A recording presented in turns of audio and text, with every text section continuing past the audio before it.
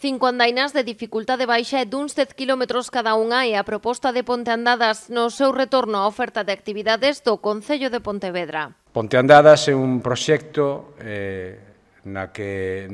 co que se pretende visibilizar e dinamizar, sobre todo, a aquelas persoas ás que lles gusta caminar ou ás que teñen intención de recuperar esa actividade física que se perdeu en parte durante a pandemia e que, ademais, pretende axudar a coñecer o que é o noso entorno, a nosa contorna, unha contorna privilexiada. Volvendo a man do programa A Vida é Movernos. A primeira será este domingo pola zona de Bora e Mourente. As seguintes serán os días 10 e 24 de outubro e 7 e 21 de novembro. E levarán os participantes por Salcedo Cabana, o Monte da Fracha, o Pontillón de Castro e o Parque Forestal da Tomba, respectivamente. Son rutas sencillas de aproximadamente 10 km, porque intentamos tamén que nos foran moi grandes agora co tema do COVID, pois que a xente retome outra vez e que non sean rutas nin moi complicadas nin moi largas e que sea accesible pois a todo o mundo. É dicir, nos traballamos dunha forma